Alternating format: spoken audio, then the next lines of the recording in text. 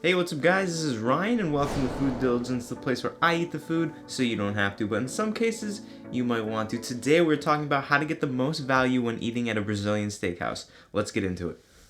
Let's go.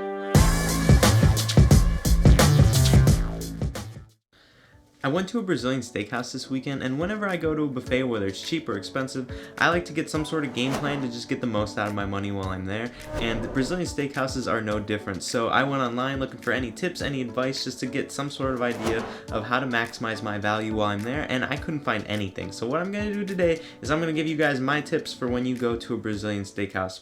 Before we get into any of that, I just want to preface this by saying this is not how to eat more while you're at a Brazilian steakhouse. We will cover that a little bit, but this is not about how much we can eat, but just how much value we can get from eating there and just get a better general overall experience. Alright, so before we get into these tips, we're just going to talk about how a Brazilian steakhouse works, just to get a general idea of what it's like. So you're going to walk in, it's going to be super fancy, everyone's going to be dressed super nice, and then they're going to sit you at your table, and then they're going to offer you to go to the salad bar. So the salad bar is an area where there's salad, obviously, there's going to be bread, there's going to be cheese, there's going to be cold meats, there's going to be vegetables, there's going to be fruit, and there's going to be a whole lot of stuff that you can eat in a buffet style, so just like any normal buffet. So you're going to go back to your table, and then there's going to be a little red card. So when you flip this red card over, it's going to be green. So when you flip it over to the green side, there's going to be people walking around with skewers of meat, and they're going to see your green card, they're going to stop at your table, and they're going to ask you, do you want to try this meat? Do you want me to slice you off some of this meat? And you're going to put it on your plate and you eat it, and they just keep coming around until you flip the card over, and you just get to eat as much as you want until you're done.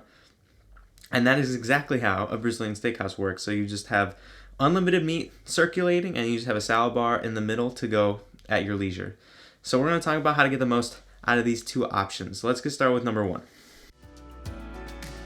So I opened this video talking about how this is not about how to eat more at a Brazilian steakhouse, but eating more is definitely going to improve our value. So I'm going to give you a couple tips on how to eat more before you even get there. So first thing a lot of people like to do when they are planning to go to a big buffet like this is they're going to fast all day, maybe even for a couple days. And let me tell you, that is not the way to go about this. When you fast, your stomach's going to shrink, you're going to be less hungry, and you're just not going to have the total capacity to fit as much food as you possibly can. What we're going to do is we're going to eat a normal sized breakfast, we're going to skip lunch, and then we're going to be nice and hungry for dinner. So another thing we can do is we can exercise beforehand, so that's going to get our digestion turning, and we're just going to be nice and ready to eat a big meal afterwards. So I talked about how everyone's going to be dressed up super nice, and we also want to dress pretty nice, but we don't want our clothing choice to hinder our eating process. So we don't want any clothes that are too tight or uncomfortable. We want some room to grow into these clothes, so make sure you're not wearing anything too tight, and then we are ready to get into the restaurant for our next tip.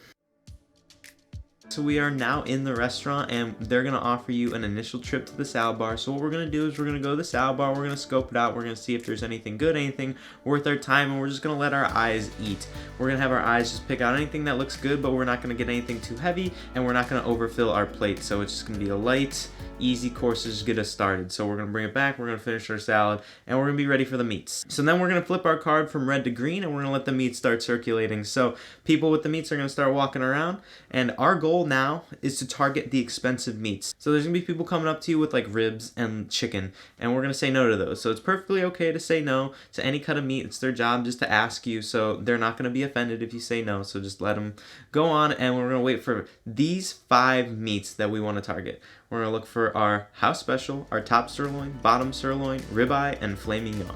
So those are the 5 that we're going to get the most out of. So each of those are around like $20 a serving a la carte. So if we get a couple rounds of those at $20 each, we're going to make up our money spent in no time. It's going to be super easy. When the expensive steaks do come, it is perfectly okay to ask them for more than one piece. So they're starting to cut you off a piece, you can take it, you'd be like, hey, can I have another one? Or can I have the entire steak? Because sometimes we'll even do that for you. This weekend I got the entire house special just boom on my plate, and it was beautiful, and it really made it much simpler for me. Instead of just waiting for them to come around multiple times, I'm just like, hey, can I get that whole thing? And they're like, sure, and they just slid it off right there. So don't be afraid to ask for more than one piece at a time. So the last thing is we're going to use the salad bar as our change of pace or a palate cleanser. So once we get a little tired of the meat texture, the meat taste, we're going to take a little trip over the salad bar. So this is going to get us a little exercise and just get us ready for another round. We're just going to eat a nice light plate of whatever we want at the salad bar, and it's just going to get us ready to eat more meat. So we're going to use that as a cyclic structure. We're going to target fancy meats.